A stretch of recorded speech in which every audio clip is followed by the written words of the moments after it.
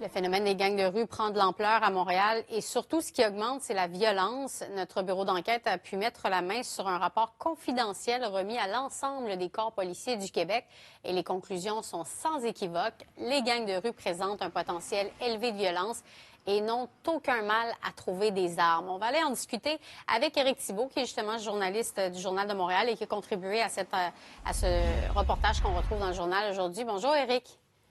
Bonjour Frédéric. Qu'est-ce qu'on apprend de ce document confidentiel? Parce que moi, j'ai l'impression qu'à chaque week-end, on parle d'une fusillade là, dans l'est ou dans le nord de Montréal. Donc, on n'est pas fou, là, ça augmente. Oui, récemment, notre bureau d'enquête en a répertorié 33 à l'espace des 6 derniers mois. Alors, c'est pas anodin. Il y a un rapport interne qui est remis à l'ensemble des corps policiers du Québec par une agence de renseignement provinciale euh, à laquelle on a eu accès, là, mon collègue Félix Séguin et moi. Ça fait un peu ça brosse un peu le portrait là, de la situation actuelle là, au niveau du crime organisé au Québec en 2020, 2021. C'est assez pessimiste ce qu'on fait qu'on y fait comme constatation. On dit qu'il y a, dans le milieu des gangs de rue, il y a présentement une résurgence importante des conflits à tous les échelons, dans tous les secteurs. Les gangs de rue, c'est séparé en deux allégeances, les rouges, les bleus. Bon, ben, il y a des conflits entre les rouges puis entre les bleus. Il y a des conflits dans le nord-est de la ville, il y a des conflits dans l'ouest de la ville. Et il y a même des conflits à la haute direction des gangs de rue. Alors, c'est assez Mais généralisé. juste un petit cours 101 gang de rue, là, excusez, je connais pas bien ça. Les rouges et les bleus, c'est qui ça? Ils sont où, les rouges et les bleus? C'est quelle entité?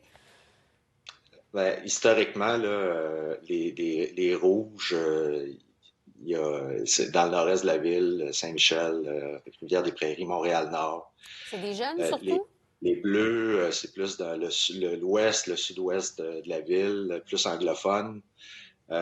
C'est des jeunes, effectivement, mais c'est un phénomène qui existe depuis, mon Dieu, presque 40 ans à Montréal.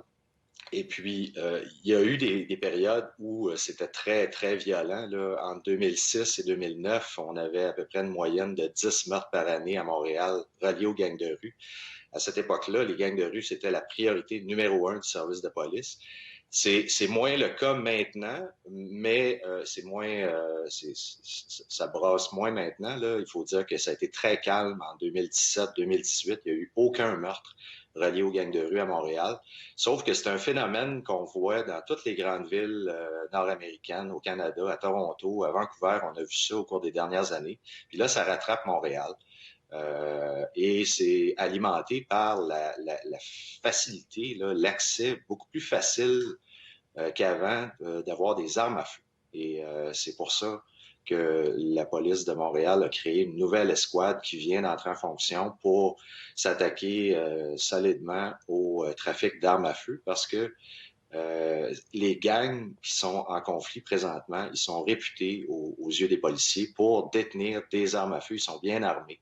Et c'est pas long, là. Quand le 30 janvier dernier, il y a un jeune qui est relié au Rouge du gang Zone 43 qui a été assassiné à Montréal-Nord. Ça n'a même pas pris 2 heures qu'il y avait une réplique à la Rivière-des-Prairies contre quelqu'un du clan adverse, du clan rival. Alors, Mais ils s'affrontent pourquoi? Est-ce que c'est de la drogue? Est-ce que c'est du proxénétisme? Est-ce que c'est la raison de leur conflit, là? C'est quoi? essentiellement, c'est des guerres de territoire, c'est des guerres de marché criminel. Il faut comprendre que les gangs de rue, dans l'agence policière dont on a consulté le rapport, euh, dit que les gangs de rue sont encore confinés à un rôle d'exécutant des bases œuvres des motards ou de la mafia. Les motards de la mafia, c'est très tranquille présentement. Il n'y a pas eu de meurtre là, relié à ni un ni l'autre depuis 1 an et demi. C'est vraiment au niveau des gangs de rue que ça brasse. Puis les gangs de rue se disputent le marché criminel qui leur reste, là, une partie du trafic de stupéfiants, des fraudes, de l'extorsion, euh, du proxénétisme. Alors, oui, il y a des guerres de territoire présentement.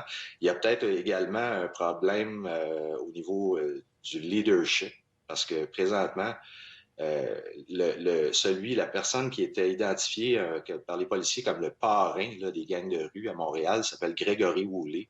C'est quelqu'un de très influent dans tout le crime organisé qui est à la fois proche des gangs, des Hells Angels et du clan Rizzuto. Et lui, il a passé les 5 dernières années en prison. Il vient juste de sortir de prison. Il est en maison de transition. Et pendant qu'il était détenu, on dit qu'il y a d'autres individus reliés aux gangs de rue qui ont tenté d'en profiter et de jouer du coude et de prendre sa place. Donc, il y a le service de renseignement criminel du Québec, il voit un conflit potentiel également, puis il y a peut-être que cette lutte au niveau du leadership-là alimente également certains conflits. Peut-être en terminant, là, il nous reste quelques secondes, M. Thibault. Dans ma tête, moi, les gangs de rue, c'était des espadrilles là, sur des fils électriques, puis c'était surtout des gens qui s'affrontaient entre eux. Là, on a vu le décès tragique de cette jeune adolescente. Le fait que la police là, intensifie son action, est-ce que c'est entre autres parce qu'on commence à avoir des innocents qui se retrouvent au milieu de tout ça? Il y a aucun doute, Frédéric, on veut pas, au niveau des autorités, là, on veut éviter à tout prix la répétition de ce qui s'est produit au milieu des années 90 avec la guerre des motards, les Hells Angels, les Rock Machines qui se sont entretués là, pendant 8 ans. Ça a fait plus de 160 morts au Québec, mais ça a également fait 9 victimes innocentes de meurtre, puis une vingtaine de victimes innocentes de tentatives de meurtre. Et là, ce qu'on voit au niveau des gangs de rue présentement, c'est que, bon, le mois dernier, il y a eu une adolescente qui a été une victime innocente à Saint-Léonard. L'été dernier, il y a un jeune homme qui a été une victime innocente dans l'ouest de la ville qui est décédé. Alors, on veut s'attaquer à ça.